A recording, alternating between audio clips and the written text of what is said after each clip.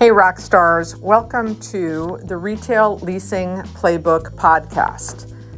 This is a podcast where we go over chapter by chapter in my book, The Retail Leasing Playbook. Today we will be going over chapters 39 and 40.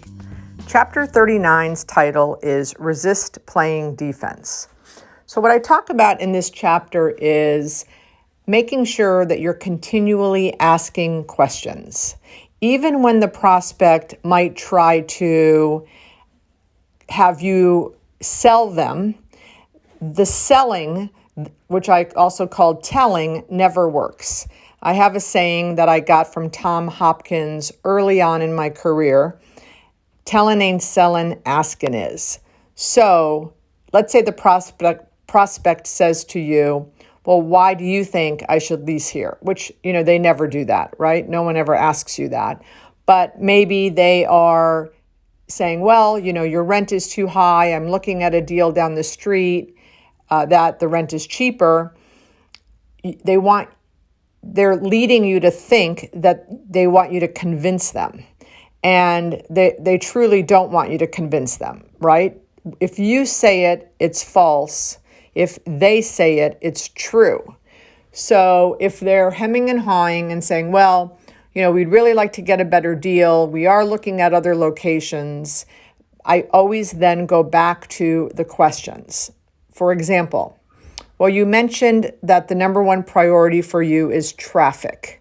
Does my center have more traffic than the other center that you're looking at, or the other options you're looking at?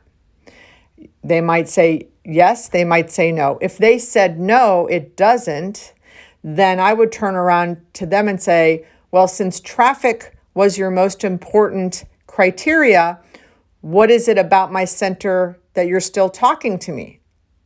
Right? Because if traffic was the number one criteria and they just said to you that the other options have more traffic, I don't think they're telling the truth. And if they are telling the truth, then we have to get to the bottom of why they're still talking to me.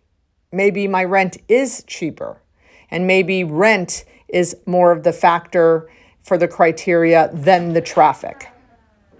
So the important thing in playing defense is to not play defense, to not fall into the trap of tellin' ain't sellin', because you're never going to win.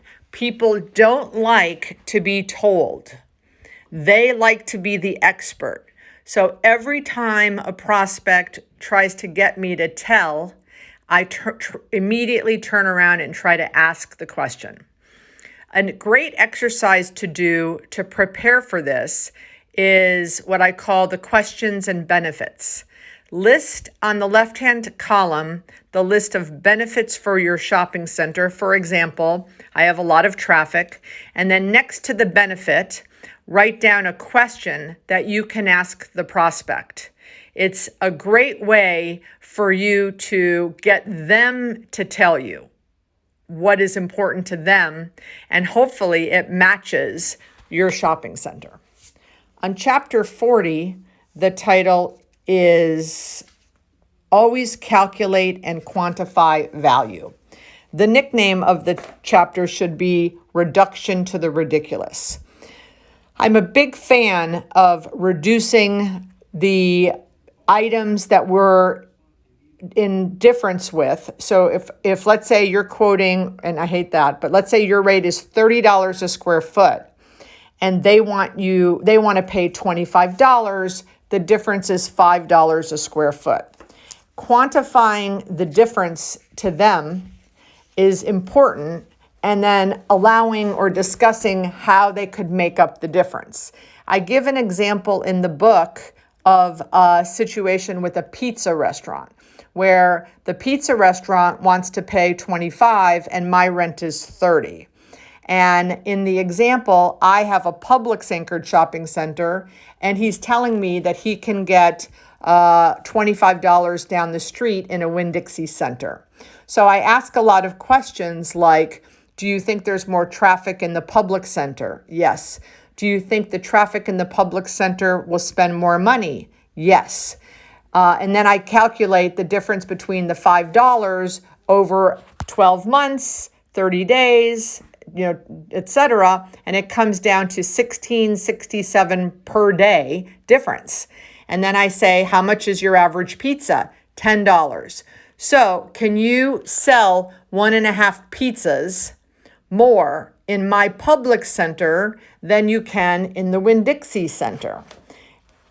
Probably, right? And I actually do this role play, it's on YouTube, and the guy says to me, he kind of jokes around. He goes, I'm not sure if I can sell, 1.5 more pizzas in the Publix than the Winn-Dixie. And then I respond with, then you should go to the Winn-Dixie, and I'll come eat pizza at your Winn-Dixie, but we'll miss you because I really think you could probably sell 3 more pizzas in the Publix.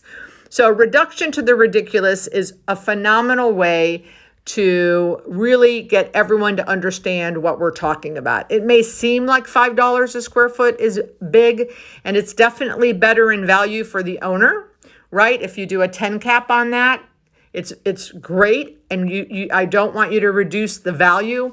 But to the tenant, like in the situation with the pizza, it's $16 a day difference. Is my center worth the $16 a day difference? Can you sell 2 pizzas more than the Winn-Dixie Center? If so, then I hope you come to my shopping center. So there you have it. Those are chapters 39 and 40. If you like the podcast, please push like, please subscribe, and please share it with friends. And I'll see you next week.